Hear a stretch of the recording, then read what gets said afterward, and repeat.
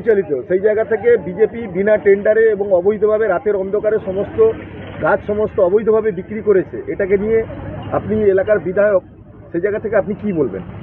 বিষয়টা বলি যে আমরা অনেক কষ্ট করে 5 কিলোমিটার একটা ক্যানাল কাটার ইরিগেশন থেকে পরিকল্পনা করে আমরা সেই পারমিশনগুলো করাই, স্যাংশনগুলো করাই। তারপরে যখন সেটা যেহেতু সেই ইরিগেশন ক্যানালের পাশে প্রচুর পরিমাণে গাছ ছিল, সেই গাছগুলো কাটার ব্যাপারে একটা বৈঠক বিডিও সাহেবের সঙ্গে আমিও ছিলাম, সেখানে প্রধান এবং সবাই ছিলেন। সেখানে একটা সিদ্ধান্ত হয়েছিল। সিদ্ধান্ত হওয়ার পরে তারা টালবাহানা শুরু করেন। টালবাহানা শুরু করার পর অনেক দেরি করে যখন প্রায় স্কিমটা উঠে যাবে, আমি খাল কাটতে পারবো না আমরা, ঠিক সেই অবস্থায় প্রশাসনিক চাপে তারা টেন্ডার প্রক্রিয়া শুরু করেন। টেন্ডার প্রক্রিয়া শুরু করতে গিয়ে প্রথমে দেখি মার্কিং হয়েছিল 825টার মতো গাছ। তার মধ্যে সম্ভবত 800খানা খিরিস গাছ ছিল, আর 25খানা মতো, না 800খানা মতো আকাশমণি গাছ ছিল, আর 25খানা মতো খিরিস গাছ ছিল, এরকম হবে। মোট 825খানা গাছ টেন্ডার করার প্রক্রিয়া শুরু হয়েছিল। সেই প্রক্রিয়াতে প্রথমে 7 লক্ষ টাকায় টেন্ডার দেওয়ার ব্যবস্থাটা করেছিলেন। তো সেটাতে আমরা ইন্টারফেয়ার করি, মনে হয়েছিল যে টেন্ডার অ্যামাউন্টটা কমে যাচ্ছে। তখন আবার পঞ্চায়েত সমিতি, বিডিও সাহেব এবং আমাদের সভাপতি, সহসভাপতি এবং আমাদের ভূমি কর্মাধ্যক্ষ, তারা ইন্টারফেয়ার করে তারা এই পঞ্চায়েতে বসে থেকে সেই 7 লক্ষর গাছ, যেটা প্রাথমিকভাবে তারা মূল্য নির্ধারণ করেছিলেন, সেটাকে 23.5 লক্ষ টাকায় টেন্ডার করে বিক্রি করেন। ফলে স্বাভাবিকভাবে পঞ্চায়েতের একটা বড় পরিমাণ লাভ হয়, এদের পকেটে কাটমানি আসতে পারেনি। কোন পঞ্চায়েত দাদা এটা? ঝুমকি পঞ্চায়েতে, ঝুমকি পঞ্চায়েত অফিসেই হয়েছিল। পরবর্তী সময়ে যে সমস্ত গাছগুলো 1 ফুটের নিচে গোলায় ছিল, সেগুলো কাটা যায় না, অপ্রাপ্তবয়স্ক গাছ, এবং ফরেস্ট সেই গাছ কাটা পারমিশনও দেয় না।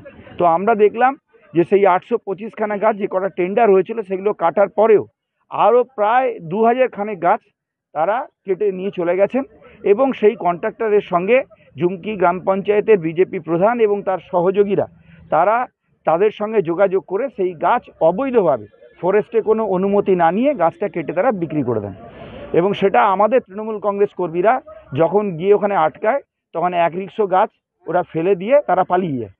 পরবর্তী স্তরে আমরা বিডিও, এসডিও, ফরেস্ট, ডিএম সব জায়গাতে আমাদের এখানকার যারা পঞ্চায়েত মেম্বাররা আছেন তারা এবং আমাদের দলীয় কর্মীরা তারা অভিযোগ দায়ের করেছেন।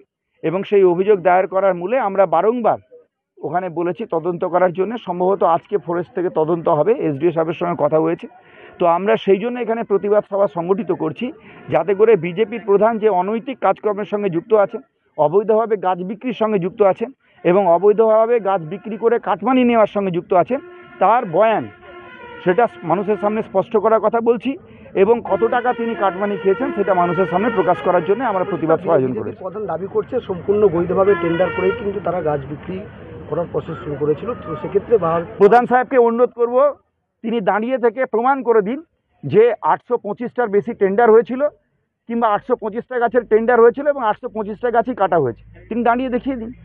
আপনার সাংবাদিকরা থাকবেন, আপনারা ছবি করবেন, ভিডিও করবেন, গাছে গোড়া তো পড়ে বসে আছে, তিনি গুনে গুনে দেখিয়ে দেবেন যে 825খানা গাছই কাটা হয়েছে। আর যদি যদি তার বেশি গাছ কাটা হয়ে থাকে তাহলে তিনি পদত্যাগ করবেন। তাহলে আপনারা কি এফআইআর করবেন প্রধানের বিরুদ্ধে? আমরা তো সব জায়গায় বিভাগীয় তদন্তের জন্য আমরা আবেদন করেছি, অভিযোগ জানিয়েছি। সাধারণত এই সব ক্ষেত্রে আমরা দেখেছি ফরেস্ট ডিপার্টমেন্ট থেকে, ফরেস্ট অফিস যখন জানতে পারে তখন ফরেস্ট ডিপার্টমেন্ট থেকে এফআইআর হয়। তো নিশ্চিতভাবে আমরা সেই দিনটার জন্য অপেক্ষা করছি। বিজেপি নেতৃত্ব দাবি করছে যে স্থানীয় তৃণমূল নেতারা কাটমানি চেয়েছিল, তাই কাটমানি দেওয়া হয়নি বলে। প্রকাশ করুন, স্থানীয় তৃণমূল নেতৃত্বরা কাটমানি চেয়েছিল সেটা তিনি প্রকাশ করুন, তাহলে তো তিনি মুক্ত হয়ে যাবেন। আরও একটা কথা বলি, যদি স্থানীয় তৃণমূল কংগ্রেস নেতৃত্বরা কাটমানি চেয়ে থাকেন, প্রথম কথাকে প্রমাণ করতে হবে। দ্বিতীয় কথা, যদি তৃণমূল নেতৃত্বরা কাটমানি চেয়ে থাকেন, তাহলে তিনি কি কাটমানি দেওয়ার ভয়ে কি না দেওয়ার ভয়ে তিনি গাছ বিক্রি করে দেবেন? যদি তৃণমূল নেতৃত্ব কাটমানি চেয়ে থাকে, তাহলে প্রধান সেটা সর্বসম্মুখে না এনে তিনি গাছ কাটতে উৎসাহিত করলেন কেন? তার মানে তিনিও কি চেয়েছিলেন যে তৃণমূল নেতৃত্বকে কাটমানি দিয়ে তিনিও কিছু কাটমানি নিয়ে নেবেন, সেই জন্য গাছ কাটার অনুমোদন দিয়েছেন? তো যুক্তির কথা। তিনি যদি সত্যি বলেন যে আমার তৃণমূল কংগ্রেস নেতৃত্ব কাটমানি চেয়েছিল, তিনি এটা প্রথমত প্রকাশ করবেন। আর যদি প্রকাশ করতে না পারেন, তাহলে মেনে নিতে হবে তিনি সেই তৃণমূল নেতৃত্বকে কাটমানি দেবার বিনিময়ে তিনিও কিছু কাটমানি খাওয়ার পরিকল্পনা করে গাছগুলো বিক্রি করে দিয়েছেন।